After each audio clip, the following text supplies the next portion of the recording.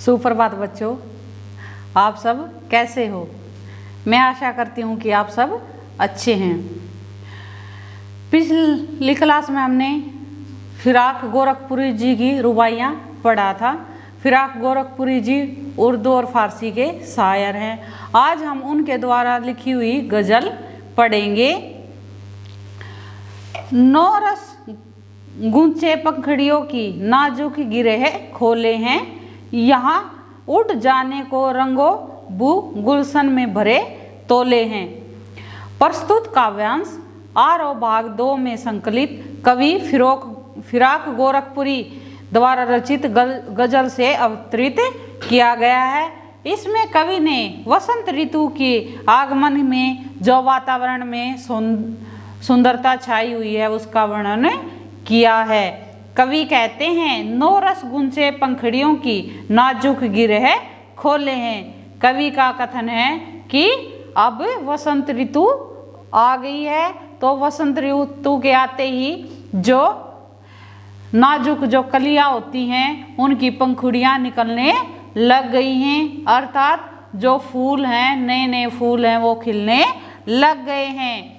या उड़ जाने को रंगो बू गुलशन में पैर तोले हैं। आगे कवि कहते हैं, जब वो नए नए फूल खिलते हैं तो उनकी पंखड़ियों से ऐसा महसूस होता है कि वो उनका जो रस है वो चारों तरफ फैल रहा है, चारों तरफ उन फूलों की खुशबू महक रही है।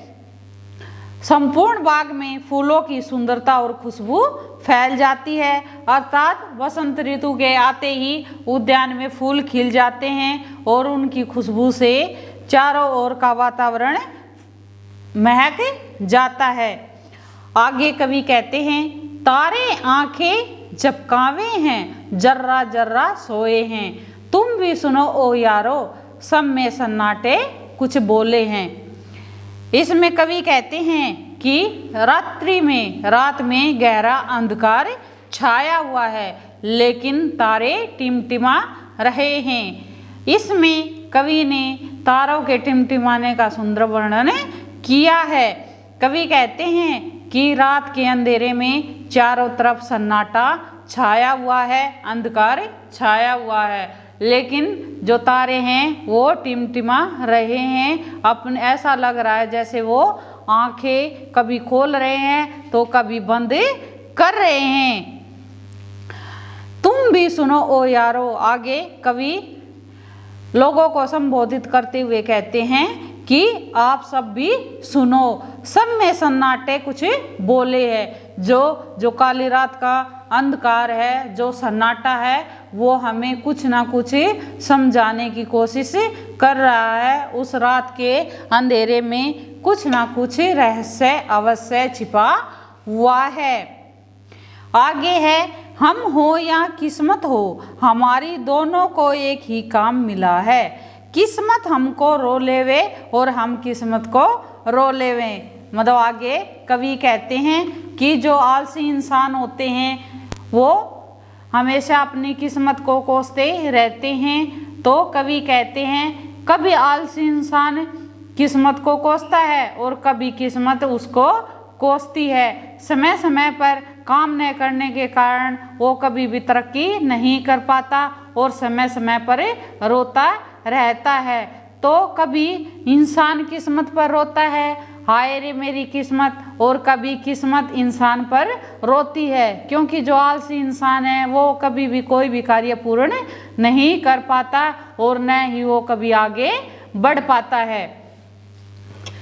जो मुझको बदनाम करे, काश वह इतना सोच सके, मेरा पर्दा खोले है या अपना पर्दा खोले है। कवि का आगे कहते हैं कि इस दुनिया के जो लोग हैं वो मुझे बहुत बदनाम करते हैं, मेरे ऊपर बदनामी का दाग लगाना चाहते हैं, लेकिन उन लोगों को ये नहीं पता कि वो दूसरों की निंदा करते हैं तो वो अपने ही बारे में लोगों को परिचित करवाते हैं। क्योंकि जो निंदा करने वाला व्यक्ति होता है, हम अगर वो दूसरों की निंदा करता है तो हमें उसके चरित्र, उसके व्यक्तित्व के बारे में पता चलता है। तो कवि कहते हैं कि जो मुझे बदनाम कर रहा है वो इंसान ये नहीं सोचता कि वो मुझे नहीं, खुद को ही बदनाम कर रहा है, क्योंकि लोगों को उसके व्यक्तित्व के बारे में पता चलता है, उसके चरित्र के बारे में पता चलता है। ये कीमत भी अदा करें हैं हम, बंदरुस्त ए होशो हवास, तेरा सौदा करने वाले दीवाना भी हो ले हैं हम। आगे कवि अपने प्रियतमा को संबोधित करते हुए कहते हैं कि हम पूरे विवेक के साथ, पूरी सहन शक्ति के साथ, पूरे होशो हवास के साथ प्रेम की कीमत को चुका सकते हैं। अगर तुम्हारा सौदा भी होता है तो हम इतनी शक्ति रखते हैं या इतनी हिम्मत रखते हैं कि हम खरीद कर तुम्हें अपने पास भी रख सकते हैं, हम तुम्हारे ऐसे दीवाने हैं। कवि इसमें प्यार के बारे में बताता है कि वो अपनी प्रियतमा से इतना प्यार करता है कि अपने पूरे होश हवास के साथ, पूरी अपनी एकाग्रता के साथ वो प्रेम की कीमत को चुकाने को तैयार है। आगे कवि कहते हैं, तेरे गम का पासे अदब है, कुछ दुनिया का ख्याल भी है, सबसे छिपा के दर्द के मारे चुपके रोले हैं।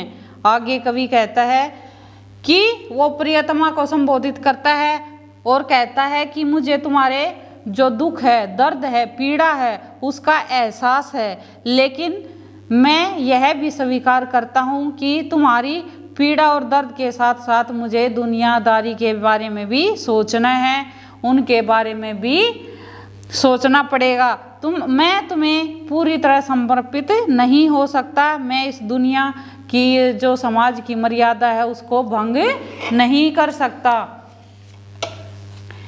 हे प्रिया, मेरे भी तुम्हारे जैसा हाल है, मेरा भी हृदय बहुत ही दुखी है, पीड़ा में से भरा हुआ है, किंतु मैं ये समाज की जो मर्यादाएं हैं उनमें बंधा हुआ हूँ और इसलिए मैं अपने दर्द को चुपके सहन कर लेता हूँ और चुपके से रो लेता हूँ, मैं दुनिया के सामने प्रकट नहीं करता हूँ। फितरत है का कायम है तवानुज आलमे हुस्नो इश्क में भी, उसको उतना ही पाते हैं खुद को जितना ही खोते हैं।